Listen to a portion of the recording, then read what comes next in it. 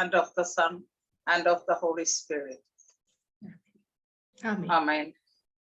കർത്താവിൽ പ്രിയപ്പെട്ടവരെ, ഇന്ന് നമ്മള് ദി ഓൾട്ടർ ഓഫ് ഡിവൈൻ മേഴ്സിയില് പുതിയൊരു റെക്കോർഡിംഗ് ചെയ്യാൻ ഞാൻ താല്പര്യപ്പെടുകയാണ്. യൂട്യൂബ് എന്തുകൊണ്ടെന്നാൽ നമ്മളുടെ ജീവിതത്തിൽ പലർക്കും ഒരു വിഷമമുള്ളത് കർത്താവിനോട് ചോദിക്കുന്നതിന് എന്തുമാത്രം ചോദിക്കാം എന്നുള്ളൊരു ചിന്ത ആൾക്കാർക്ക് ഉണ്ടാകാറുണ്ട്. ചിലർ പറയാം, ഓ സ്വപ്നം കാണാൻ പോലും പാടില്ലാത്ത കാര്യം അവള് സ്വപ്നം കണ്ടു, അല്ലെ അവള് ചോദിക്കാൻ പാടില്ലാത്ത കാര്യം അവള് ചോദിച്ചു, അത്രയ്ക്കൊക്കെ അങ്ങോട്ട് മതിയടി അവിടെ നിൽക്കുക കേട്ടോ, അവിടെയൊക്കെ വരെ കണ്ടേച്ചാൽ മതി. അതിനൊരു ഉദാഹരണം ഞാൻ ഈയിടെ പറയാം. എന്റെ ഇവിടെ ജോലി ചെയ്യാൻ ഒരു ശ്രീലങ്കക്കാരിയെ ഞാൻ വിളിക്കാറുണ്ട്. കാരണം എനിക്ക് ഒത്തിരി ബേർഡൻ ആകുമ്പം തുണിയൊക്കെ ഞാൻ എവിടെയെങ്കിലുമൊക്കെ അമേരിക്ക ഇന്ത്യയിലൊക്കെ പോയിട്ട് തിരിച്ചു വരുമ്പോ അതൊക്കെ തയ്ക്കാനായിട്ട് ഒത്തിരി കാണും. ഹസ്ബൻഡിനെ വീട്ടിൽ ആരും വരുന്നതിനോട് വലിയ താല്പര്യമില്ല, പുറമേ നിന്നുള്ള ആൾക്കാര്. അപ്പൊ ഞാൻ അദ്ദേഹം എന്റെ അമ്മായിമ്മയുടെ വീട്ടിൽ പോകുമ്പം ഒരാഴ്ച എനിക്കുണ്ടല്ലോ, അപ്പൊ ഞാൻ പറയും നീ വന്നോണെന്ന് പറയാം. ഞാൻ ആളെ പള്ളിയിൽ പോയിട്ട് കൂട്ടിക്കൊണ്ടുവരും. നല്ല സുന്ദരിയായിട്ടുള്ള ഒരുത്തി, ഫെർണാണ്ട എന്നാണ് പേര്, ചാന്തി എന്നാണ് ഇവിടെ വിളിക്കുന്നത്. കാരണം ഇവിടുത്തെ ആൾക്കാർക്ക് ഈ ശ്രീലങ്കൻ പേരൊക്കെ പറയാനായിട്ടുള്ള ബുദ്ധിമുട്ടുകൾ. അപ്പൊ അവര് എന്നോട് ഒരു ദിവസം വന്നിട്ട് പറഞ്ഞു, അവർക്ക് 3 മക്കളുണ്ട്, വീട്ടുകളിൽ ഇങ്ങനെ ജോലി ചെയ്തിട്ടാണ് അവർ ജീവിക്കുന്നത്. അപ്പം പിന്നെ പല പാർട്ട് ടൈം, എന്റെ വീട്ടിൽ വരും 3 മണിക്കൂർ ജോലി ചെയ്യും, അത് കഴിഞ്ഞ് വേറൊരു വീട്ടിൽ പോകും, ഹോസ്പിറ്റലിൽ കിടക്കുന്ന ആൾക്കാരോട് ഇങ്ങനെ ഹോം നേഴ്സായിട്ട് ചെയ്യും. ഇങ്ങനെയുള്ള പല കാര്യങ്ങളാണ് ചെയ്യുന്നത്. ഹസ്ബൻഡിന് പാർട്ട് ടൈം ജോലിയുണ്ട്. 3 ആൺകുട്ടികളുണ്ട്. അവർ 3 ഇവിടെ പ്രൈവറ്റ് ഇംഗ്ലീഷ് മീഡിയം സ്കൂളിലാണ്, കേംബ്രിഡ്ജിന്റെ ഇവിടെ അതിന്റെ ഒരു സെറ്റപ്പ് ഉണ്ട്, അതിലാണ് പഠിക്കുന്നത്. അപ്പം നല്ലൊരു എമൗണ്ട്, ഇപ്പൊ നമ്മുടെ ബഹുമാനപ്പെട്ട തോമസ് പനക്കൽ അച്ഛന്റെ ഇന്നാളെ മരിച്ചു പോയ ചേച്ചിയുടെ മകനും ഭാര്യയും 2 കുട്ടികളും അവര് ഇതേ സ്കൂളിൽ പഠിക്കുന്നുണ്ട്. അവർ മുഖാന്തരമാണ് ഞാൻ അറിഞ്ഞത്. നല്ല എമൗണ്ട് ആവും. അവർ 2 പേരും നേഴ്സുമാരാണ്. അതുകൊണ്ട് അവർക്ക് അതൊരു പ്രശ്നമല്ല.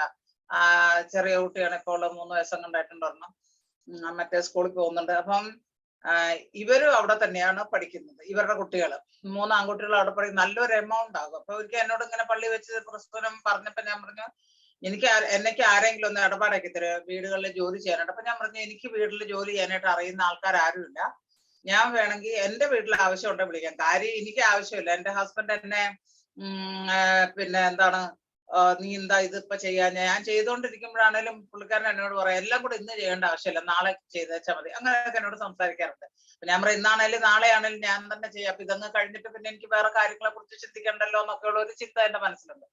അദ്ദേഹം ഇല്ലാത്തപ്പോ ഞാൻ ഇവളെ വിളിക്കും. അപ്പൊ അവൾ എന്നോട് വന്നിട്ട് പറഞ്ഞു, എന്റെ മൂത്ത കുട്ടിക്ക് പൈലറ്റ് ആകാനാണ് ഇഷ്ടം. അപ്പൊ ഇവള് കൊളംബാന്നും പറഞ്ഞുകൊണ്ട് വേറൊരു ലൂയിസ് കൊളംബാന്നും പറഞ്ഞ് വേറൊരാൾ ഞങ്ങളുടെ പള്ളിയിൽ റീഡിങ്ങിനൊക്കെ നിൽക്കുന്ന ഒരുത്തിയാണ്, പ്രായമുള്ള ഒരാളാണ്, കല്യാണം കഴിച്ചല്ല, സിംഗിൾ ആണ്. അപ്പൊ അവര് പിന്നെ അവരുടെ വീട്ടിൽ ഇവിടെ ജോലിക്ക് പോകുന്നുണ്ട്. അവർക്ക് ആരും ഇല്ല കൂട്ടിക്കൊണ്ടുപോകാൻ ആശുപത്രിയിൽ. ആ സമയത്തൊക്കെ ആശുപത്രിയിൽ പോകാനൊക്കെ ഇവള് പോകാറുണ്ട്. അപ്പൊ ഒരു ദിവസം ഇവളിങ്ങനെ മക്കളുടെ കാര്യം സംസാരിച്ചപ്പോഴും എന്റെ മകനെ പൈലറ്റ് ആകാനാണ് താല്പര്യം എന്ന് പറഞ്ഞു. അപ്പത്തേക്ക് ഈ സ്ത്രീ ഇങ്ങോട്ട് വന്നിട്ട്, ഓഹോ, നീ ഒരു വീട്ടു ജോലി ചെയ്ത് നിനക്ക് ഇപ്പം 2 നേരം കുഞ്ഞുങ്ങൾക്കും നിനക്കും കഴിക്കാനില്ല, ഹസ്ബൻഡ് എന്തോ പാർട്ട് ടൈം ജോലിയാണ് ചെയ്യുന്നത്, കഴിക്കാനില്ല, അപ്പൊ നിനക്ക് നിന്റെ മകനെ പൈലറ്റ് ആക്കണമെന്ന് ഇവിടെ വന്ന് അത് എന്നോട് പറഞ്ഞപ്പം എനിക്കറിയാം അവന്റെ ഹൃദയത്തിൽ പഠിച്ച് ഒരു നല്ലതായിട്ടുള്ള ഒരു തീരുമാനം എടുക്കണം, എനിക്ക് ഇന്നതാണെന്ന് പറഞ്ഞാൽ തീർച്ചയായിട്ടും അദ്ദേഹത്തിന് അതാകാൻ കഴിയും. അതുപോലെ തന്നെ നമ്മളെ എബ്രഹാം ലിങ്കന്റെ കഥ നോക്കുകയാണെങ്കിൽ നമ്മൾ കാണുന്നുണ്ട്, വഴി അരികിലുള്ള പോസ്റ്റിന്റെ അടിയിൽ, ലാമ്പിന്റെ അടിയിൽ ഇരുന്ന് വായിച്ച് പഠിച്ച് പിന്നെ അവിടുത്തെ പ്രസിഡന്റ് ആയത് അമേരിക്കയിലെ. അപ്പം ഇത് സാധിക്കും എന്നുള്ള ഇവിടെ വന്ന് എന്നോട് പറഞ്ഞപ്പോ ഞാൻ പറഞ്ഞു, ഒരു കാര്യം നീ ചിന്തിക്കണ്ട, അവനെ നീ പൈലറ്റ് തന്നെ ആക്കിക്കോ എന്ന് ഞാൻ അവനോട് പറഞ്ഞു. നിനക്ക് അവന് താല്പര്യം ഉണ്ടെങ്കിൽ ഇവിടെ ഇങ്ങനെ സ്കോളർഷിപ്പും കാര്യങ്ങളൊക്കെ കിട്ടുമല്ലോ. അപ്പൊ ചോദിക്കുന്നത് അധികമാണ് എന്നൊരു ചോദ്യം നിങ്ങളുടെ ഹൃദയത്തിൽ കാണാം. ഇപ്പൊ ഞാൻ നിങ്ങളെ ഈ ഫാസ്റ്റിംഗ് ചെയ്യ് നിങ്ങളെല്ലാം എന്നെ പ്രാകുന്നുണ്ടാവും, ഇവർക്ക് വേറെ പണിയൊന്നുമില്ല, അവർ ഇറ്റലിയിൽ തിന്നും കുടിച്ചിരിക്കുകയാണ്, അവർക്ക് എല്ലാ സൗകര്യമുണ്ട്, ഞങ്ങൾക്ക് ഇവിടെ തിന്നാൻ പോലും ഇല്ല, അപ്പൊ ഫാസ്റ്റിംഗ് അല്ലാണ്ട് തന്നെ ഫാസ്റ്റിംഗ് ആണ് എല്ലാ ദിവസവും, അപ്പൊ ഇവരിങ്ങനെ പറയണു അതായതാന്നൊക്കെ അവർ പറയുന്നുണ്ടാവും. പക്ഷെ എന്നെ എന്തോരം പേര് പ്രാകുന്നുണ്ടോ ആവോ, എന്നിട്ട് ചേരുന്നുണ്ടോ ആവോ, ആൾക്കാർ കൂട്ടമായിട്ട് നിന്നിട്ട് പറയും, നിങ്ങൾ പറ സിസ്റ്ററിനോട് പറ, ചോദിക്കുക, ഇതൊക്കെ ഞാൻ അറിയുന്നുണ്ട്, പക്ഷെ എനിക്കത് പ്രശ്നമല്ല. എന്തുകൊണ്ടാണ് ഞാൻ നിങ്ങളോട് ഇങ്ങനെ ചോദിക്കാൻ പറയുന്നതിന്റെ ഉദ്ദേശം, ഞാൻ ചോദിച്ചു, എനിക്ക് ലഭിച്ചു. ചോദിക്കാൻ അർഹതപ്പെടാത്തത് ചോദിക്കാൻ എന്തുമാത്രം ചോദിക്കാവോ എനിക്ക് എന്നെ പോലുള്ള ഒരാൾക്ക് സ്വപ്നം പോലും കാണാൻ വയ്യാത്തത് ഞാൻ തമ്പുരാനോട് ചോദിച്ചു. ചെറുതായിരിക്കുമ്പോഴത്തേക്ക് ഞാൻ നിങ്ങളോട് പലപ്പോഴും പറഞ്ഞിട്ടുണ്ട്, സാക്ഷിയായിട്ട് ഞാൻ പറയണം. ഞാൻ ഞാൻ കോൺവെന്റ് പഠിക്കുമ്പം കന്യാസികൾ എന്നെ വിളിച്ചിരുന്ന ലൂസിഫർ. അത് ഞാൻ പലയിടത്തും പറഞ്ഞിട്ടുണ്ട്.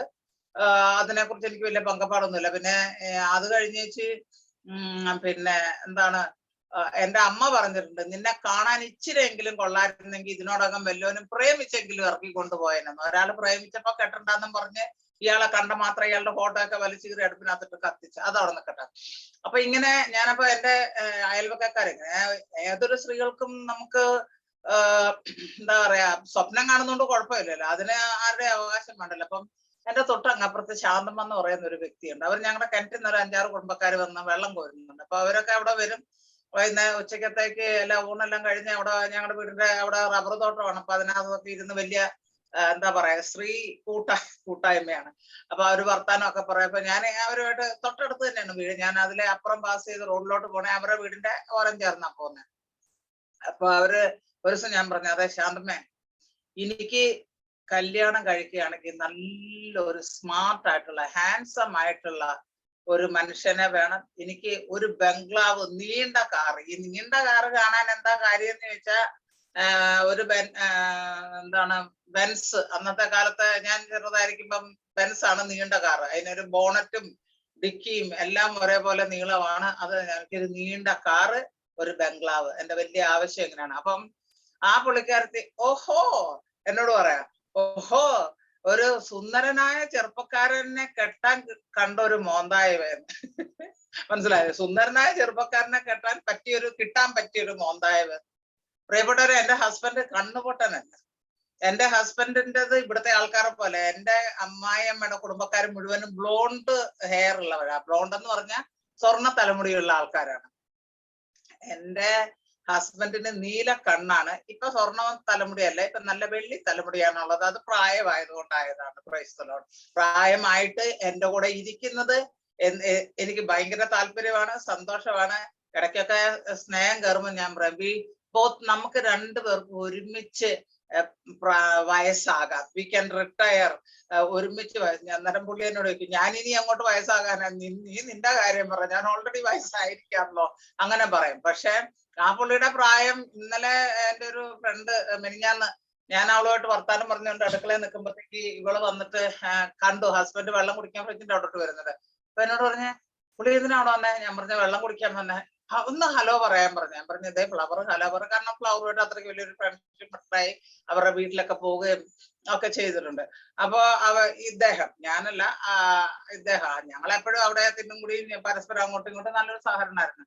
അപ്പൊ എന്നോട് പറഞ്ഞു, എന്റെ ജോസ്ഫിനെ ഞാന് ഒരു 10-20 വർഷം മുന്നേ കണ്ടാണല്ലോ, അയാൾ അങ്ങനെ തന്നെ ഇരിക്കുന്നു, ഒരു മാറ്റവും വന്നിട്ടില്ലെന്ന്. ഒരു സത്യം പറഞ്ഞാൽ എനിക്ക് തോന്നുന്നത് അത് അങ്ങനെ തന്നെയാണെന്നുള്ള.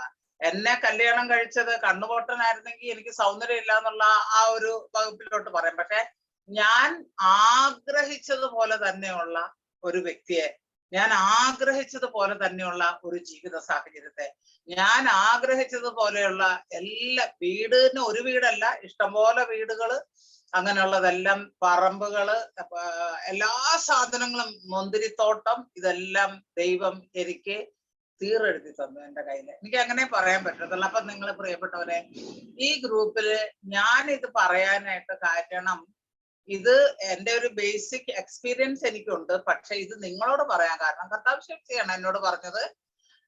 ആദ്യ മാസം തന്നെ എന്തോ തിടുക്കം പോലെയായിരുന്നു കർത്താവിന്. അതായത് എന്താ പറയാ, എനിക്ക് ഇവർക്ക് ഈ ഗ്രൂപ്പിലുള്ള ആൾക്കാരെ എല്ലാം അനുഗ്രഹിക്കണം.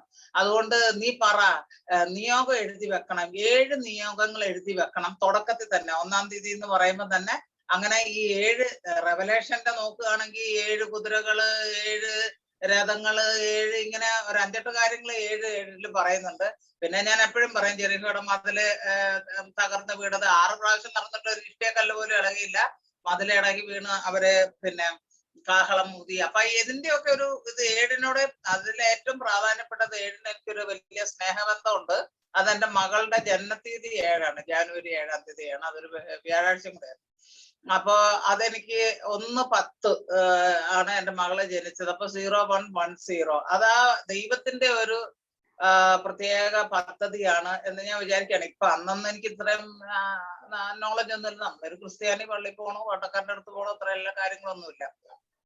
അപ്പൊ ഞാൻ നിങ്ങളോട് പ്രേരിപ്പിക്കുന്നത് എന്തുകൊണ്ടാന്ന് വെച്ചാൽ ഇതെന്റെ വാഗ്ദാനമല്ല, ചോദിച്ചാൽ തരും എന്നുള്ളൊരു വാഗ്ദാനം വിശുദ്ധ ലിഖിതത്തില്, പ്രത്യേകിച്ച് ഗോസ്പലില്, മറ്റു കാര്യങ്ങളിലൊക്കെ ഒന്നും ഞാനിപ്പോ കടക്കുന്നില്ല, ചെറിയൊരു കൂട്ടം കാര്യം മാത്രമാണ് പറയാനിരിക്കുന്നത്.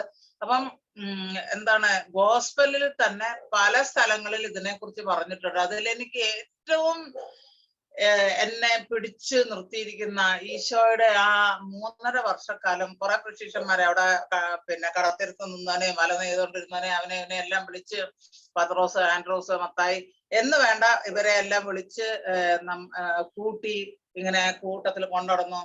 ഒരു ദിവസമാണെങ്കിൽ ഇവര് മീൻ പിടിച്ചിട്ട് വരുമ്പം കർത്താവ് കടൽ തീരത്ത് നിൽക്കുക, ബോട്ടും കൊണ്ട് വരുന്നുണ്ട്. വന്ന് കടലിന്റെ അടുത്ത്, കടലിൽ നിന്ന് കര കയറുമ്പോൾ കർത്താവ് പറയുന്നത്, വെറുവിൻ ചുട്ട അപ്പവും പിന്നെ മീനും ഞാൻ തയ്യാറാക്കിയിട്ടുണ്ട്. എത്ര മാത്രം ദൈവം നമ്മളെ സ്നേഹിക്കുന്നു. ഈ ഒരു കാര്യം എന്നെ സംബന്ധിച്ച് ദൈവമാണ്, ദൈവപുത്രനാണ്, ഈശോ മിശിഹായാണ്, സ്വർഗത്തിന്റെയും ഭൂമിയുടെയും ഉടയവനാണ്. അദ്ദേഹം പറയാ, ഞാൻ മീനും, അപ്പൊ മീൻ കൈ തൊടാണ്ട് എനിക്കറിയത്തില്ല. ഈ നാളചരിതത്തിൽ വായിക്കുന്ന നമുക്ക് നളം പറഞ്ഞു അഗ്നി ഇതും ഇല്ലാണ്ട് എല്ലാം വെള്ളം ഇല്ലാണ്ട് എല്ലാം ഫുഡ് പാകം ചെയ്ത് അങ്ങനെ ഓർഡർ ചെയ്താണോ എന്ന് എനിക്കറിയത്തില്ല. പിന്നെ ഈശോ മീനൊക്കെ കഴുകിയിട്ടുണ്ടാവണം. പിന്നെ ഇവിടെ നമ്മൾ കഴിയുന്ന നമുക്ക് വെട്ടി അങ്ങനത്തെ കഴിവൊന്നുമില്ല, കുടലും കഴിഞ്ഞ് ബാക്കിയുള്ള അതെല്ലാം ചുട്ടെടുക്കുകയാണ് സാധാരണ. അങ്ങനെ ഇവിടെയും ചെയ്ത് ഞാൻ കണ്ടിട്ടുണ്ട്. അപ്പോ അങ്ങനെയുള്ളതെല്ലാം തയ്യാറാക്കി വെക്കുന്ന ഒരു ദൈവം. അപ്പൊ ഇവരോട് കൂടെ ഈ 3.5 വർഷം നടന്നു കഴിഞ്ഞപ്പോൾ ഒരു ആത്മബന്ധമായിരുന്നു, വിട്ടുപിരിയാൻ വയ്യാത്ത ഒരു ബന്ധം. ഒടുക്കത്തെ അത്താഴം കഴിഞ്ഞു യുദാസിനോട് പറഞ്ഞു, നീ പോയിട്ട് വേഗം, അവൻ കേൾക്കേണ്ട കാര്യങ്ങളല്ലായിരുന്നു, ഇപ്പൊ എന്റെ മനസ്സിൽ തോന്നുന്നതാണ്, നീ പോയിട്ട് വേഗം നീ ചെയ്യാനുള്ള കാര്യങ്ങൾ ചെയ്തോ. അപ്പൊ മറ്റവരൊക്കെ വിചാരിച്ച് ഇവൻ പണസഞ്ചിയുടെ ഉടമസ്ഥനാണ്, ഇനിയിപ്പോ വല്ലതും പിറ്റേ ദിവസത്തേക്കുള്ളത് സ്വാപത്താണ് വരുന്നത്, അപ്പൊ എന്തെങ്കിലുമൊക്കെ ഉണ്ടാക്കാനുള്ള സാധനങ്ങളൊക്കെ മേടിച്ചോണ്ട് പോവാ, അല്ലെങ്കിൽ ഭക്ഷിക്കാനുള്ള സാധനം കരുതി വെക്കാൻ, ഇതൊക്കെയാണ് മറ്റുള്ളവർ വിചാരിച്ചത്. പക്ഷെ പുള്ളി പറഞ്ഞ മനസ്സിലാവും, ഒറ്റ കൊടുക്കാനായിട്ട് നീ ആരുടെയൊക്കെ തയ്യാറാക്കി വെച്ചിട്ടുണ്ടല്ലോ, അവരെയൊക്കെ കൂട്ടിക്കൊണ്ടുപോകാൻ ഞാൻ കർശമില്ല. പക്ഷെ അവരോട് നിന്ന് സംസാരിക്കുകയാണ്, വിട്ടു പോകാൻ മനസ്സില്ല എനിക്ക്. ഞാൻ കുറെ കൂടെ പറയട്ടെ, കുറെ കൂടെ സംസാരിക്കട്ടെ. പക്ഷെ ഇതില് എന്റെ മനസ്സിൽ വന്നിട്ടുള്ളത്, പ്ലീസ് മെരിച്ചാക്കോ, പിന്നെ 14-ാം അധ്യായം അതിനകത്ത് ഒരു 3-4 പ്രാവശ്യം, ഒരു പ്രാവശ്യം പറഞ്ഞാൽ പോരെ കർത്താവിന്, നമുക്ക് ഒരു പ്രാവശ്യം കർത്താവിന്റെ വായിന്ന് ഒരു വാക്ക് വന്നാൽ നമുക്ക് ധാരാളം, അത് മതി. എന്തുകൊണ്ടാണ് കർത്താവ് ഒരു 4 പ്രാവശ്യം ഇൻസിസ്റ്റ് ചെയ്ത് പറയുകയാണ്? 1 by 1 ആയിട്ട് അതെനിക്കൊന്ന് വായിച്ചു തന്നാട്ടെ please. John 14 verse 13. And I will do whatever you ask in my name, so that the Father may be glorified in the Son. Okay, please stand. Stop. John 14 പറയുന്നു, വിശുദ്ധ യോഹന്നാന്റെ സുവിശേഷമാണ്. അതില് 13 പറയുന്ന ഇതാണ്, നിങ്ങൾ എന്ത് ചോദിച്ചാലും അത് നിങ്ങൾക്ക് നൽകപ്പെടും, കാരണം എന്റെ പിതാവായ ദൈവം നിങ്ങൾക്കത് തന്നു കഴിയുമ്പോൾ ദൈവം മഹത്വപ്പെടും. ഇതെന്താ തന്നെയാണെന്ന്, നമ്മള് കർത്താവിന്റെ നാമത്തിൽ നമ്മൾ ചോദിക്കുന്നു, പിതാവായ ദൈവം നമുക്ക് തരുന്നു. അതിന് പിതാവായ ദൈവത്തിന് എന്ത് മഹത്വപ്പെടാനാണ്? പിതാവായ ദൈവം മഹത്വപ്പെടുന്നത്. ഏതൊരു വ്യക്തിയും ഈ കാര്യങ്ങള് ദൈവസന്നിധിയിൽ ചോദിച്ചു കഴിഞ്ഞാൽ, ദൈവത്തോടാണ് ചോദിക്കുന്നത് എന്നുള്ള പൂർണ്ണ വിശ്വാസം ഉണ്ടെങ്കിൽ തീർച്ചയായിട്ടും കിട്ടിയാൽ ഉടനെ, ഓ ദൈവമേ, thank you Jesus, or thank you God the father.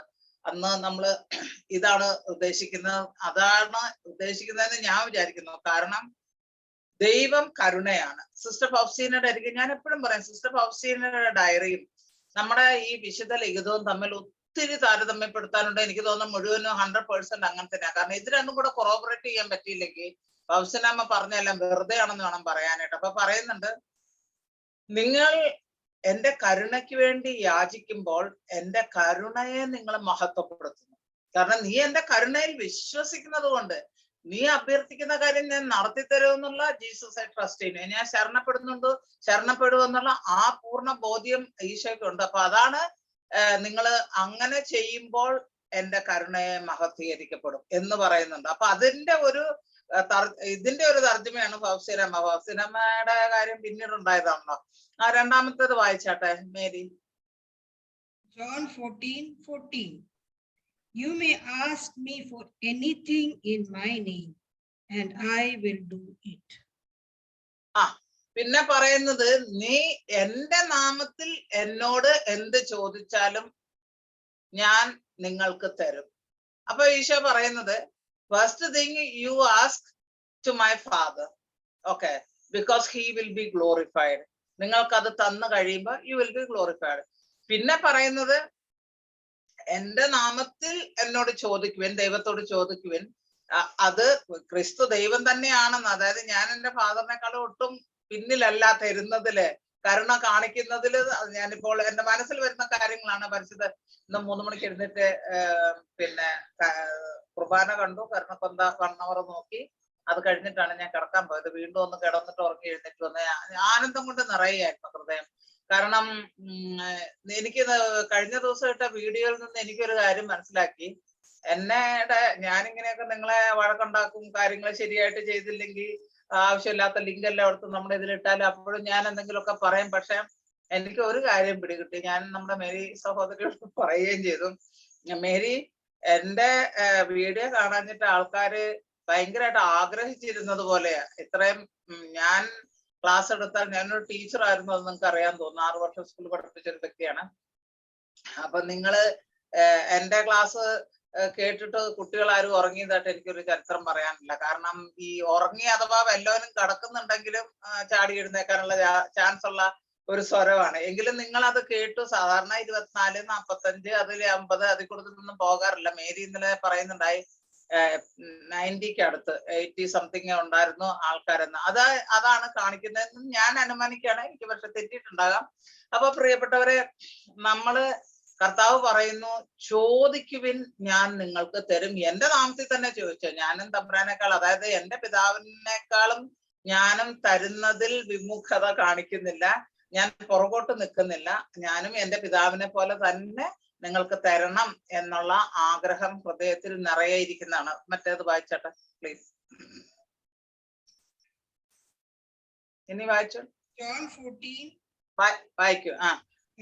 John 14:16. Okay. And I will ask the Father, and he will give you another advocate to help you and be with you forever, the Spirit of truth. Okay. എന്റെ പിതാവിന്റെ അരിക്കൽ ചോദിക്കുവിൻ, അത് പിതാവ് നിങ്ങൾക്ക് തരും എന്ന് തന്നെയാണ് പറയുന്നത്. വീണ്ടും വീണ്ടും അതാണ് ഞാൻ ഈ ഭാഗം വായിക്കുമ്പോൾ തന്നെ നമ്മളോട് ചോദിക്കാനായിട്ട്, എന്റെ നാമം മുഖാന്തരം നിങ്ങൾ ചോദിക്കുവിൻ, എന്റെ നാമത്തിൽ, യേശുവിന്റെ നാമത്തിൽ നിങ്ങൾ ചോദിക്കുവിൻ.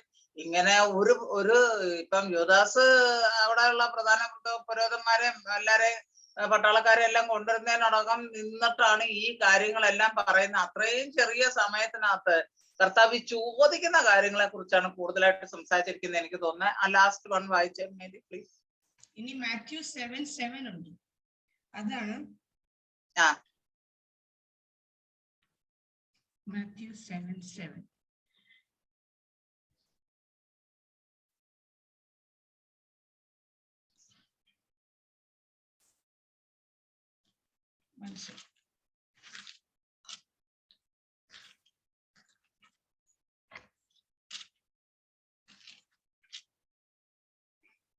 Ask and it will be given to you. Seek and you will find. Knock and the door will be opened to you. ഈ യോഹന്നാന്റെ സുവിശേഷത്തിൽ ഒരിടത്ത് ലാസ്റ്റ് ഇതില് 4 times അത് പറയുന്നുണ്ട്. അതിൽ 4ാമത്തെ സമയം കർത്താവ് പറയുന്നത്, നിങ്ങൾ എന്റെ നാമത്തിൽ ചോദിക്കണമെന്നില്ല. ഈ ഒരു വാക്കെടുത്ത് പറയുന്നില്ല സെന്റൻസ് ആയിട്ട്.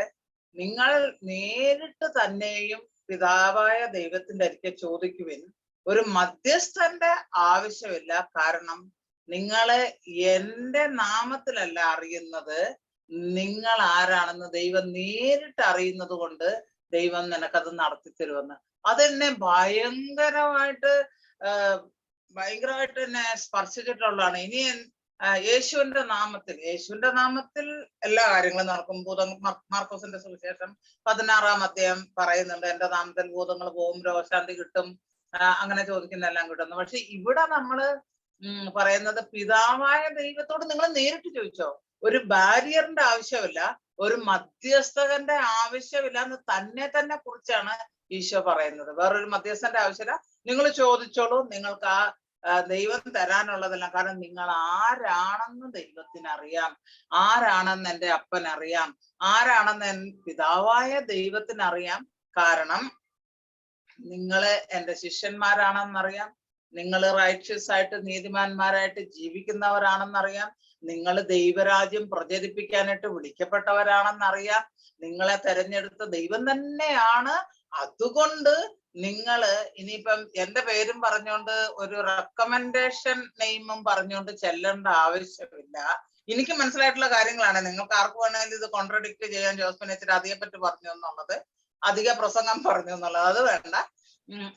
ഞാൻ ഈശോയെ മനസ്സിലാക്കിയത്, ഈശോ പറയാ ഡോണ്ട് വറി, നീ നേരെ പൊയ്ക്കോ. അങ്ങനെയല്ലേ നമ്മളും പറയുന്നത്. നമുക്കിപ്പോ വലിയൊരു അധികാരികളുടെ അടുത്ത് ചെല്ലണമെങ്കിൽ നമ്മൾ ആരെയൊക്കെ പിടിക്കും. എന്റെ ദൈവം, നിങ്ങൾ ഈയിടെ എനിക്ക് OCI കിട്ടേണ്ട സമയത്ത് അവിടെ ജോലിക്കാരനെ പിടിച്ചു, ഇവിടെ മറ്റവരെ പിടിച്ചു, അവരുടെ എല്ലാം പേര് പറഞ്ഞു. നമ്മുടെ പൊളിറ്റീഷ്യന്മാരുടെ നാട്ടിലുള്ള ഇപ്പം പ്രത്യേക ഒരു കാര്യങ്ങളാണെങ്കിൽ എന്താ പറയാ, അവര് വാർഡ് മെമ്പർ തൊട്ട് പഞ്ചായത്ത് പ്രസിഡന്റ് തൊട്ട് പഞ്ചായത്ത് മെമ്പർ തൊട്ട് MLA-മാരോ അല്ലെങ്കിൽ MP-മാരോ അങ്ങനെയൊക്കെ ഉള്ള കാര്യങ്ങളെല്ലാം ചെന്ന് അവരും മുഖാന്തരം നമ്മുടെ കാര്യം സാധിക്കേണ്ട പ്രധാന ഓഫീസിലേക്ക് ചെല്ലും. ഇവിടെ ദൈവം ആ ഒരു ഇടനിലക്കാരനായ തന്നെ എടുത്തു മാറ്റണം. അത് അവർക്ക് കൊടുത്തിരിക്കുന്ന ഒരു കമാൻഡാണ്. Just forget about me, you go directly. നീ നേരിട്ട് തന്നെ പൊയ്ക്കോളൂ പിതാവായ ദൈവത്തോട്, ബിക്കോസ് ഹി നോസ് യു. പിതാവായ ദൈവത്തിന് നിന്നെ അറിയാം. സഹോദരി, ഞാൻ നിന്നോടൊരു ചോദ്യം ചോദിക്കട്ടെ. സഹോദര, ഞാൻ നിന്നോടൊരു ചോദ്യം ചോദിക്കട്ടെ. പിതാവായ ദൈവത്തിന് നിന്നെ അറിയാമോ? പിതാവായ ദൈവത്തിന്റെ സന്നിധിയിൽ നീ എവിടെയാണ് നിൽക്കുന്നത്? പിതാവായ ദൈവത്തിന്റെ എനിക്ക് ഒരു കാര്യം ചോദിച്ചുകൊണ്ട് വരുമ്പോഴത്തേക്ക് നിനക്ക് എങ്ങനെ നിന്നെ തന്നെ ഇൻട്രൊഡ്യൂസ് ചെയ്യാൻ കഴിയും? എങ്ങനെ ഇൻട്രൊഡ്യൂസ് ചെയ്യാൻ പറ്റും? പിതാവായ ദൈവം, ഞാന് പിന്നെ അവിടെ കൊണ്ടോട്ടി എന്ന് പറയുന്ന വലിയ കുടുംബക്കാരുടെ അവിടുത്തെ ആനയും പിന്നെ മറ്റേതും മറിച്ചതൊക്കെ ഉള്ള വീട്ടിലെ എന്റെ അഡ്രസ് ഇന്നതാണ്. അബ്രാം പറഞ്ഞ നീ പോയി പണി വെക്കണം. കാരണം ഇവിടെ നാട്ടിലെ വീട്ടിലെ നമ്മുടെ ഈ ലോകത്തിലെ അഡ്രസ് ഞാൻ ആരാണെന്നറിയാവോ? ഇവിടുത്തെ നാട്ടിലെ വലിയ പ്രമാണിയാണ്, ഞാനിവിടുത്തെ വലിയ ബിസിനസ്സുകാരനാണ്, ഞാനിവിടുത്തെ കുടുംബ മഹിമയുള്ള ആൾക്കാരാണ്. ഇങ്ങനെ പറഞ്ഞാൽ അവിടെ വല്ലതും വില പോവോ? ഇല്ല. പക്ഷെ നിന്റെ കാര്യത്തെ കുറിച്ച് നീ കമ്പ്യൂട്ടറിൽ ഇപ്പൊ ജോസ്പിൻ എന്നുള്ള പേരടിച്ചാൽ എന്റെ സ്ഥലം, നാട്, ജനിച്ചത്, പിന്നെ എന്നെ പോലുള്ളവർക്കൊക്കെ ജനിച്ച ആൾക്കാർ വല്ലയിടത്തൊക്കെ കൊണ്ടുകൊടുത്ത ഡേറ്റ് ഓഫ് ബർത്തും മാറിപ്പോവാൻ ചാൻസ് ഉണ്ട്, നാളും മാറിപ്പോയെന്നാ പറഞ്ഞത്. എന്നെ നാളെ നോക്കിയിട്ടല്ല, എന്റെ അമ്മ പറയാറുണ്ട്, ഞാൻ കാർത്തിക നാളിൽ ജനിച്ചതാണ്, അയൽവക്കത്തെ ആരാണ്ട് പറഞ്ഞു കൊടുത്താണ്. കീർത്തി കേൾക്കും. ഇപ്പൊ ഈ കീർത്തിയൊക്കെ കുറെ കേട്ടിട്ട് വന്നപ്പോ നല്ല കീർത്തിയല്ല, കാർത്തികയാണെങ്കിൽ പെണ്ണാണ്, അപകീർത്തി കേൾക്കും. ഇങ്ങനെയൊക്കെ ഉള്ള ഇതാണ്. ഇപ്പൊ ഈയിടെ ഒരു കണ്ടുപിടിക്കാൻ ചെന്ന്, ഞാനൊരു മോതിരം മേടിക്കാൻ ചെന്നപ്പോ സ്റ്റോണിന്റെ നോക്കി ചെന്നപ്പം പറയുന്നു വിശാഖം, അങ്ങനെ ഒരു നാളുണ്ട്. ഓക്കെ, അപ്പൊ ഏതായാലും അത് അവിടെ നിൽക്കട്ടെ. അപ്പൊ എനിക്കുള്ള മഹിമകള് എന്റെ പിതാവായ ദൈവത്തിന്റെ സന്നിധിയിൽ വിലപ്പോവാൻ നിൽക്കില്ല. എന്റെ പിതാവായ ദൈവത്തിന്റെ സന്നിധിയിൽ ദൈവം ഈശോമിശിഹാ പറയുന്നതാണ്, അതല്ല പ്രാധാന്യം. How is your relationship? How much is your intimacy? നമ്മുടെ കുടുംബത്തിൽ തന്നെ ഈ ഒരു സംഭവം ഉണ്ട്. ചെറിയ കുട്ടികൾക്ക് എന്താ, ഇപ്പൊ 4-5 കുഞ്ഞുങ്ങളുണ്ട്. പണ്ട് കാലത്തൊക്കെ വീടുകളിൽ അങ്ങനെയാണ്, 4-5 കുഞ്ഞുങ്ങളുണ്ട്. അപ്പം അപ്പന്റെ അരികെ സ്കൂളിൽ നിന്ന് എക്സ്കർഷൻ പോകണമെന്ന് വിചാരിച്ച നടുക്കത്തെ കുട്ടിക്ക് 5 പേരുണ്ട്. നടുക്കത്തെ കുട്ടിക്ക് എക്സ്കർഷൻ പോകണം. ആദ്യം പിടിക്കുന്നത് ചേട്ടനെയാ. ആ അമ്മയെ വിളിക്കും, അമ്മയോട് സംസാരിക്കും, ചേട്ടനെ വിളിക്കും, ചേട്ടനെന്ന് പറഞ്ഞ എല്ലാരും നിരന്ന് നിൽക്കും, എന്നിട്ട് മുട്ടും, ഒന്ന് പറഞ്ഞെന്ന് പറയും. എടാ നീ പോയി ചോദിക്കുന്നു. അപ്പൊ ചേട്ടൻ ഒരു ഓപ്പണിംഗ് ആണ് അവിടെ കൊടുക്കുന്നത്. അന്നേരം പറയാ, അപ്പൊ അമ്മ ഇങ്ങോട്ട് നാടകീയമായിട്ട് കടന്നു വരും. എന്താണ് അവിടെ നീ എല്ലാം കൂടെ, എന്താ നിനക്ക് വേണ്ടുന്നത്? അമ്മ എന്താ കാര്യം? അമ്മ ഇവര് എക്സ്കർഷന് പോണെന്ന് നിങ്ങള് കേട്ടാ? അപ്പം ചോദിക്കും, അപ്പന്റെ അരികെ ചോദിക്കും, എന്തെന്ന് കേട്ടോന്ന്? അവര് സ്കൂളിൽ നിന്ന് എക്സ്കർഷൻ പോകുന്ന, ഇപ്പൊ പോകണ്ട. അന്നേരത്തേക്ക് ഇവിടെ ചിണുങ്ങാൻ തുടങ്ങാൻ, കരയാൻ തുടങ്ങാൻ, പിന്നെ ഇവിടെ ചവിട്ട് നാടകം കളിക്കും വീട്ടില്. അപ്പൊ അമ്മ പറഞ്ഞു, നീ അവിടെ എങ്ങാനും പോയിരുന്നു പഠിക്കണം, ഞാൻ പിന്നെ പറഞ്ഞോളാം പറഞ്ഞു. അവനെ വലിയ കാര്യത്തില് കണ്ണിറുക്കി കാണിക്കും, ഇങ്ങനെ പറയും. പിന്നെ അമ്മ എങ്ങനെയെങ്കിലുമൊക്കെ മധ്യസ്ഥം നിന്ന് മേടിച്ചു കൊടുക്കും. ആ മധ്യസ്ഥനെ പ്രിയപ്പെട്ടവരെ, പിതാവായ ദൈവത്തിന്റെ സന്നിധിയിൽ ആവശ്യം പോലും ഇല്ല. കാരണം എന്താണെന്നറിയാവോ? അപ്പന് ബോധ്യമുണ്ട് ഇത് എന്റെ മകനാണ്, അവന്റെ സ്കൂളിന്റെ കാര്യമാണ്, അവനത് പൈസ കൊടുക്കണം എന്നുള്ള ബോധ്യം തനിയെ തന്നെ ഉണ്ടാകുന്ന രീതിയിൽ നിന്റെ പെരുമാറ്റങ്ങൾ, സ്കൂളിൽ നീ 100-100 മാർക്ക് മേടിച്ച് നീ എക്സെപ്ഷണൽ ആയിട്ട് മറ്റു കുട്ടികളെക്കാളും നന്നായിട്ട് ബിഹേവ് ചെയ്തു, പറയുന്നൊക്കെ അനുസരിച്ചു, ഇങ്ങനെയൊക്കെ ചെയ്തു കഴിയുമ്പോ അതെ അവൻ എന്റെ മോനാ, മനസ്സിലായോ? അവന് ഞാൻ എക്സ്കർഷന് പോകാൻ വിടും. അപ്പൊ എനിക്ക് എക്സ്കർഷന് പോകണം, എന്നാണോ പോണ്ടേ? ഇന്ന സമയത്താ.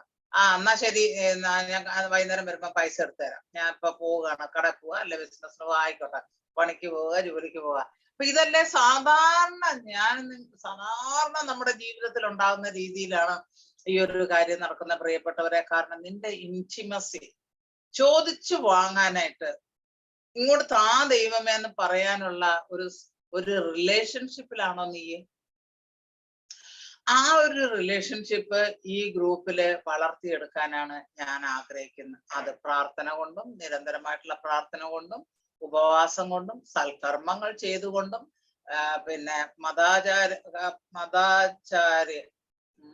മതപരമായിട്ടുള്ള കാര്യങ്ങൾ, അതായത് കുർബാന കാണലും കുമ്പസാരം, നമ്മുടെ സഭ എന്തെല്ലാം നമ്മളെ പഠിപ്പിക്കുന്നോ അതെല്ലാം നമ്മൾ ചെയ്തുകൊണ്ടും, ദൈവസന്നിധിയില് നമ്മള് താണു വീണിരുന്ന് കരഞ്ഞ് കേണ് കാര്യങ്ങൾ ചോദിക്കുമ്പം ചിലപ്പോ ഈ പറഞ്ഞ അമ്മയുടെ കണക്കതേ ഈശോ അവിടെ നിന്നോണ്ട് പറയും, ഇത് കണ്ട അവിടെ കിടന്ന് കരയുന്ന കണ്ടോ, അപ്പൊ അത് അവിടെ കാര്യം നടത്തി കൊടുക്കണേ, അത് ജോസ്ഫിനയുടെ കാര്യം ഒന്ന് നടത്തി കൊടുക്കണേ, അവൾ ആകെ വിഷമിച്ച. ഞാനൊരു കാര്യം നിങ്ങളോട് പറയട്ടെ. കഴിഞ്ഞ ദിവസം നമ്മുടെ ഗ്രൂപ്പില് എനിക്ക് വിഷമമുള്ള തക്കവണ്ണം ഒരു പ്രയാസം ഉണ്ടാകും തക്കവണ്ണം ഒരു പ്രശ്നമുണ്ടായി. അതാ ഞാൻ പറയാൻ വന്നത്. ഒരു പ്രശ്നമുണ്ടായി. ചിലർക്കൊക്കെ ഇവിടെ അറിയാം, ഗ്രൂപ്പ് മീറ്റിംഗിന്റെ സമയത്തായിരുന്നു സംഭവങ്ങൾ ഉണ്ടായത്. ഞാൻ പക്ഷെ എന്റെ ഹൃദയം കർത്താവീശോ മിശിഹ ഹൃദയം എടുത്ത് ഇങ്ങനെ പൊതിഞ്ഞു വെച്ച കണക്കാ എനിക്ക് തോന്നി. ഞാൻ അന്ന് വൈകുന്നേരം ഇവിടെ ഇരുന്ന് ഒരു 65,000 ശിഷ്ടം ഇമെയിൽ ഉണ്ട്. അതെല്ലാം കൂടെ ഇന്നലെ കൂടെ ഞാൻ ഇരുന്നു. അതിപ്പോ 58 ആയിരം. ഇന്നലെ 5000 ഇമെയിൽ ഞാൻ ഡിലീറ്റ് ചെയ്ത് കളഞ്ഞു. എനിക്ക് ഒന്നും എന്നെ ഈശോ അതൊന്നും ടച്ച് ചെയ്യാതെ ഹൃദയത്തിന്റെ പെരിഫറിയില് മാത്രം എന്തോ ടച്ച് ചെയ്ത കണക്ക് ഞാൻ സാധാരണയായിട്ടുള്ള എന്റെ കാര്യങ്ങളെല്ലാം ചെയ്തു. കുറെ രാത്രി വരെയാതെ അവിടെ ഇരുന്ന് ചെയ്ത് കുറെ ഡിലീറ്റ് ചെയ്ത് കളഞ്ഞു. ഇത്ര എങ്ങനെയാ ഇമെയിൽ വരുന്നതെന്ന് വിചാരിക്കും. കഴിഞ്ഞ വർഷം അവിടെ ഇന്ത്യയിൽ സ്റ്റക്കായിപ്പോയി കോവിഡ് കാരണം. 9 മാസം അവിടെ നിന്നു. 9 മാസം നിന്ന് കഴിയുമ്പോഴത്തേക്ക് ഡെയിലി ഇമെയിൽ വരികയാണ് 10-25 വെച്ച്. ഞാൻ പല കാര്യങ്ങളിൽ സൈൻ ഇൻ ചെയ്തിട്ടുണ്ട്. അപ്പം എനിക്ക് റിലീജിയസ് ആയിട്ടുള്ളതും അങ്ങനെയുള്ളത്. അപ്പൊ അതൊക്കെ അവിടെ കിടന്ന് അങ്ങനെ കൂടിപ്പോയതാണ്. ഇനിയിപ്പം ഇന്നലെ ഞാൻ ഇരുന്ന ഒരു 5000 കൂടുതൽ ഡിലീറ്റ് ചെയ്ത് കഴിഞ്ഞ് കളക്റ്റീവ് ഓൾ കൊടുത്തു അങ്ങനെ. അപ്പം പ്രിയപ്പെട്ടവരെ, ദൈവത്തിന്റെ അടുക്ക ഞാൻ അന്ന് കിടക്കാൻ നേരത്ത് ഞാൻ എന്റെ മുറി കയറി തറയിലോട്ട് നോക്കി ഈശോയോട് പറഞ്ഞു, ഈശോയെ വിഷമാട്ടോ, ഒരു വാക്ക് പറഞ്ഞിട്ട് അവിടെ പോയി കിടന്നു. ഒരു തുള്ളി കണ്ണീര് എന്റെ ഇതിൽ നിന്ന് വന്നില്ല. അത് കഴിഞ്ഞ ദിവസങ്ങൾ 2 ദിവസം കഴിഞ്ഞപ്പോ ഞാൻ പറഞ്ഞു, ഈശോയെ മീറ്റിംഗ് ഒക്കെ അടുത്ത് വരും കേട്ടോ, എന്താ ചെയ്യേണ്ടത്, ആര് ചെയ്യും ഇത്, ഉത്തരവാദിത്വത്തിൽ ചെയ്യാനായിട്ട് ആര് ഉണ്ട്? അപ്പൊ അതിനോടൊപ്പം തന്നെ മേരി ചാക്കോ ഡൽഹിയിലുള്ള ആൾ തന്നെയാണ്. അവര് അത് ഏറ്റെടുത്തു. ജോസ്ഫിനെ വിഷമിക്കണ്ട, എനിക്ക് ചെയ്യാനറിയില്ല, പക്ഷെ ഞാൻ നെറ്റിൽ കൂടെ നോക്കിക്കോളാം, എന്റെ മകനോട് ചോദിച്ചോളാം. ഇപ്പൊ മക്കളാണ് ജനിക്കുമ്പോഴേ തന്നെ കമ്പ്യൂട്ടറിനകത്ത് ഇങ്ങനെ കീബോർഡിൽ വെച്ചിട്ടാ കൊച്ചങ്ങൾ വരുന്നത്. അപ്പം അവർക്കാണ് എല്ലാം അറിയാവുന്നത്. എന്നെ പോലെയുള്ളവരൊക്കെ അവരുടെയൊക്കെ കാലം ഇനി ഇപ്പൊ എന്റെ മോളുടെ അടുത്ത് എന്തെങ്കിലും ചോദിച്ചാൽ അതൊന്ന് പറഞ്ഞു തരാൻ പറഞ്ഞു തരത്തില്ല. ഓടി വന്ന് കുറച്ച് അതാ അമ്മ ചെയ്ത് കഴിഞ്ഞു എന്ന് പറയും. ഇതാണ് കുട്ടികളുടെ സ്വഭാവം. അപ്പം പിന്നെ മേരിച്ചക്ക പറഞ്ഞു ചെയ്യാന്ന് പറഞ്ഞു. മകനോട് ചോദിച്ചു, ആങ്ങളയോട് ചോദിച്ചു. ആങ്ങള വലിയ ബിസിനസ്സുകാരനാണ്. അപ്പം സിംഗപ്പൂരിലും മദ്രാസിലും അവിടെ ഇവിടെയൊക്കെ ഡൽഹിയിലൊക്കെ ഓഫീസൊക്കെ ഉണ്ട്. അപ്പൊ അതുകൊണ്ട് അദ്ദേഹത്തോട് ചോദിച്ചു. ഞങ്ങളൊരു 2 ദിവസത്തിനകം ചില കാര്യങ്ങൾ സെറ്റപ്പായി. ഇന്നലെ ഓർക്കാപ്പുറത്ത് മെനിഞ്ഞാന്നൊരാള് എന്നോട് പറഞ്ഞു, ജോസ്ഫിന്റെ സിസ്റ്റർ വിഷമിക്കണ്ട, നമുക്കതെല്ലാം കൂടെ ചെയ്യാം, ഞാൻ എന്റെ മോനെ കൊണ്ട് ചെയ്യിക്കാം. ഇന്നലെ രാത്രി അവര് വിളിച്ച് 1 മണിക്കൂറോളം സംസാരിച്ച് എങ്ങനെയാണെന്നൊന്ന് പറഞ്ഞാൽ മതി, അങ്ങനെ എല്ലാ കാര്യങ്ങളും ചെയ്യാന്ന് പറഞ്ഞു. പ്രിയപ്പെട്ടവരെ, ചോദിക്കുവിൻ നിങ്ങൾക്ക് തരപ്പെടുമെന്ന് ഞാൻ പറഞ്ഞു. ഈശോയെ എന്താ ചെയ്യാ, ആരാ ചെയ്യാ? ഒരാളല്ലേ ചെയ്യേണ്ടി, 2 പേർക്കും കൂടെ ഒരുമിച്ച് ചെയ്യേണ്ട കാര്യമില്ലല്ലോ. ഒരേ കാര്യം റെക്കോർഡ് ചെയ്യണമെങ്കിൽ ഒരാൾ മതി. അപ്പൊ 2 പേരെ കൊണ്ടുവന്നു വന്നു. അതിൽ കൂടുതൽ ആൾക്കാരെ കൊണ്ടുവന്നില്ല. അധികം ചോദിക്കേണ്ട ആവശ്യം വന്നില്ല. മേരിച്ചാക്ക ഉത്തരവാദിത്തം ഏറ്റെടുത്തു. ഇത് പറയുന്ന സമയത്ത് ഞാനൊരു കാര്യം നിങ്ങളോട് പറയട്ടെ. ദൈവം നിങ്ങളെ ചില കാര്യങ്ങളുമായിട്ടാണ്, ചില അജണ്ടകളുമായിട്ടാണ് നിങ്ങളെ ഈ ഭൂമിയിലേക്ക്, നിങ്ങളുടെ ആത്മാവിനെ വിട്ടതെങ്കിൽ അത് ഈ ഭൂമിയിൽ നിവർത്തിച്ചിട്ട് മാത്രമേ ദൈവം പോകാൻ സമ്മതിക്കത്തുള്ളൂ മേളിലോട്ട്. എന്റെ രീതി പറഞ്ഞ മുക്കി പഞ്ഞു വെക്കാൻ സമ്മതിക്കത്തുള്ളൂ.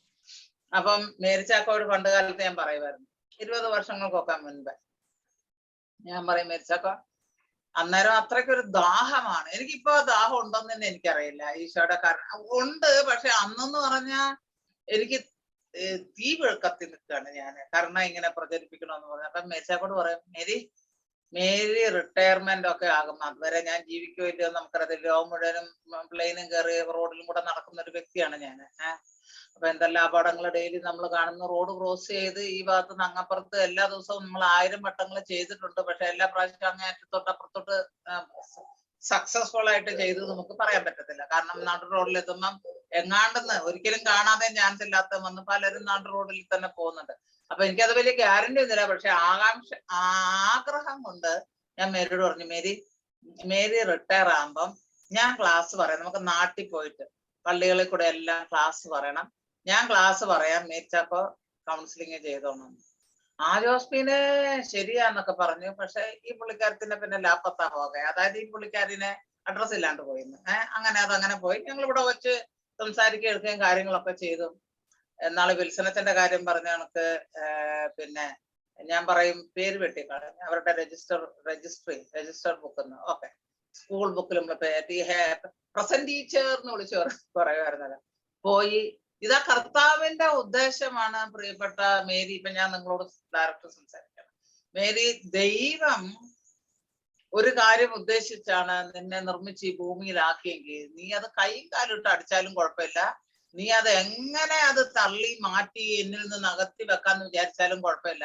അത് പ്രവർത്തിച്ചിട്ട് നിന്റെ ആത്മാവിനെ മേലോട്ട് കൊണ്ടുപോകുന്നു. അത് ദൈവത്തിന്റെ തീരുമാനമാണ്. പലർക്ക് എന്നെ 17 വർഷം മുന്നേ ഞാൻ ഈ ശുശ്രൂഷയിലേക്ക് വരുന്നതിന് മുൻപ് 17.5 വർഷം മുൻപേ ഒരാൾ എന്നോട് പറഞ്ഞു, ഇങ്ങനെ ഞാൻ ദൈവ ശുശ്രൂഷ ചെയ്യുമെന്ന് പറഞ്ഞപ്പോ ഞാൻ ചിരിച്ച് തല കറങ്ങി വീണു. കാരണം എന്താന്ന് വെച്ചാൽ ഞാനും എനിക്ക് എന്തായാലും വേണമെങ്കിൽ തമ്പുരാനോട് വല്ലതും ചോദിച്ചിട്ട് കിട്ടിയില്ലെങ്കിൽ 4 ചീത്തയും പറയും. ഇതായിരുന്നു എന്റെ രീതി. അപ്പൊ എന്റെ എന്തെങ്കിലും സന്തോഷം ഉണ്ടെങ്കിൽ ഷെയർ ചെയ്യാനും, എന്റെ എന്തെങ്കിലും ദുഃഖമുണ്ടെങ്കിൽ അത് പറയാനും അതിനുള്ളൊരു വ്യക്തി മാത്രമാണ്, അതിനുള്ളൊരു ദൈവമാണ്. അല്ലെ ആരെങ്കിലും ആയിക്കോട്ടെ, ഈശോ ആണ് ഈശോ, അല്ലാതെ വേറെയുള്ള കാര്യങ്ങളൊന്നുമില്ല. അപ്പൊ അതാണ് എനിക്കുള്ളത്. പക്ഷെ ഇവിടെ ദൈവം എന്റെ കാര്യത്തില് തീരുമാനം എടുത്തിരുന്നു. ഞാൻ ദൈവകരുണയെ കുറിച്ച് സംസാരിക്കുന്നു. ഞാൻ നിങ്ങളോട് സത്യമായിട്ട് പറയട്ടെ, ദൈവത്തിന്റെ കരുണ എന്റെ ജീവിതത്തിലെ നല്ലൊരു ഭാഗം സമയം ഒരു കണിക പോലും അനുഭവിക്കാത്തൊരു വ്യക്തിയാണ്. എന്റെ ജീവിതകാലത്തിലേക്ക് ഞാൻ പോകുമ്പോഴത്തേക്ക് അങ്ങനെയാണ് എനിക്ക് തോന്നുന്നത്. ഇപ്പൊ അതെനിക്ക് പറയാൻ പറ്റത്തില്ല. കാരണം ഇപ്പൊ അങ്ങനെ എനിക്ക് അന്ന് കാലത്ത് ചിന്തിച്ചൊരു കാര്യമാണ്. അങ്ങനെയാണെന്ന് ഒരിക്കലും പറയാൻ പറ്റില്ല. കാരണം 4 മാസം ഉള്ളപ്പോ ഒരു കൺകോക്ഷൻ കൊടുത്ത് കുറെ നാട്ടുവൈദ്യം എല്ലാം തന്നെ എന്നെ അബോർട്ട് ചെയ്യാൻ വേണ്ടി എന്റെ അമ്മയ്ക്ക് നിർബന്ധമായിട്ട് ഇത് കുടിപ്പിച്ച സാമാനങ്ങൾ മരുന്നോ വൈദ്യമൊക്കെ കുടിപ്പിച്ച സമയമുണ്ട്. അത് ഇപ്പോഴും അന്ന് മുതലേ ദൈവം എന്നെ സംരക്ഷിച്ചു എന്ന് തന്നെ പറയണം. പറയുകയല്ല, ഞാൻ അത് തന്നെയാണ് ഊന്നി പറയുകയാണ്. കൈന്റെ ഉള്ളിലാണ്. ഞാൻ അമ്മയുടെ ഗർഭപാത്രത്തിലല്ല കിടന്നത്. ഈശോന്റെ കൈ അവിടെ എന്നെ മൂടി വെച്ചിരിക്കുകയായിരുന്നു ഇങ്ങനെ. ഓക്കെ, അപ്പം എന്ന് ഞാൻ ഇപ്പോൾ എനിക്ക് മനസ്സിലാവുന്നുണ്ട്. എനിവേ, ഞാനിപ്പോ ഇത്രയും പറഞ്ഞ കാരണം, അപ്പം ദൈവം നമ്മളെ കൊണ്ട് ചെയ്യിക്കാനിരിക്കുന്ന ഒരു കാര്യം, മേരിച്ചാക്കോ ഇപ്പൊ അവർക്ക് ഒരു ജീവിതത്തിൽ ഒരു ഓപ്പർച്യൂണിറ്റി ദൈവം കൊടുക്കുകയാണ്. അവരുടെ ആത്മാവിനെ എന്ത് അജണ്ടയായിട്ടാണ് ദൈവം ഈ ഭൂമിയിലേക്ക് വിട്ടതെങ്കിൽ അത് പൂർത്തീകരിക്കാനായിട്ട് ദൈവം ഒരു സമയം കൊടുക്കുകയാണ്. അത് പ്രാവർത്തികമാക്കാനായിട്ട് ദൈവം ഒരു സമയം കൊടുക്കുകയാണ്. ഞാൻ എന്റെ സബ്ജക്റ്റിൽ നിന്ന് കുറച്ച് മാറിപ്പോയി, അത് കുഴപ്പമില്ല, ഞാൻ തിരിച്ചു തന്നെ വരാം. പിന്നെ ദൈവം പറയുന്നു, അതുകൊണ്ട് പ്രിയപ്പെട്ടവരെ ഞാൻ നിങ്ങളോട് പറയാണ്, ചോദിക്കാൻ മടിക്കണ്ട. ഈശോയും നിങ്ങളുമാണേ ചോദിക്കുന്നത്, അല്ലെങ്കിൽ പിതാവായ ദൈവത്തിനോടാണ് നിങ്ങൾ ചോദിക്കുന്നത്. ആരും അറിയാൻ പോകുന്നില്ല. ചോദിക്കുക, ദൈവം നിങ്ങൾക്കത് തരും. അതിനൊരു ഒരു ലിമിറ്റും വേണ്ട. സ്വപ്നം കാണുന്നതിന് ആരുടെയെങ്കിലും പെർമിഷൻ വേണോ? ആരുടെയെങ്കിലും എന്താ പറയാ ഇത്രേ കാണാൻ പാടുള്ളൂ എന്ന് നിങ്ങൾ സ്വപ്നം കാണണം. ഞാൻ നിങ്ങളോട് എന്താ ഇത് പറയണെന്ന് അറിയാവോ? ഞാൻ കണ്ട സ്വപ്നമാണ് ഞാൻ ഇന്ന് ജീവിക്കുന്നത്. That is a wonderful thing. No, ഞാൻ കണ്ട സ്വപ്നമാണ് ഞാൻ ഇന്ന് ജീവിക്കുന്നത്. അത് നിങ്ങൾ മനസ്സിലാക്കണം. ഒരു കാര്യം എനിക്ക് പറയാനുള്ളതെന്ന് പറഞ്ഞിട്ടുണ്ടെങ്കിൽ, ഇപ്പൊ മേശൊക്കെ വായിച്ച ആ ബൈബിൾ വചനം, മുട്ടുവിൻ നിങ്ങൾക്കായി തുറക്കപ്പെടും, അന്വേഷിപ്പിൻ നിങ്ങൾ കണ്ടെത്തും, ചോദിക്കുവിൻ നിങ്ങൾക്ക് ലഭിക്കും. വചനം പറയുന്നത് ഞാൻ മനുഷ്യനല്ല നുണ പറയാൻ. I am God. I won't say a lie. I'm not a human being that I speak a lie. Okay. I talk lies. Okay. അപ്പൊ പറയുന്നുണ്ട്, ഞാനൊരു വാഗ്ദാനം തന്നാല് ആ വാഗ്ദാനം വിശുദ്ധ ലിഖിതത്തിൽ അവിടെ എഴുതിയിട്ടുണ്ടെങ്കിൽ you can depend upon that. 100% നിങ്ങൾക്ക് ഡിപ്പെൻഡ് ചെയ്യാൻ പറ്റും. മുട്ടുവെന്ന് പറഞ്ഞാൽ മുട്ടിക്കൊണ്ടായിരുന്നോണം. ഇന്ന് തുറന്നിരിക്കുകയല്ല, നാളെ തുറന്നിരിക്കുകയല്ല, ഒരു വർഷം കഴിഞ്ഞായിരിക്കും. ഞാനൊക്കെ ആണെങ്കിൽ എന്റെ പറഞ്ഞ എത്രയോ വർഷങ്ങള്, ഞാൻ പറഞ്ഞല്ലോ നിങ്ങളോട്, 3.5 വർഷത്തെ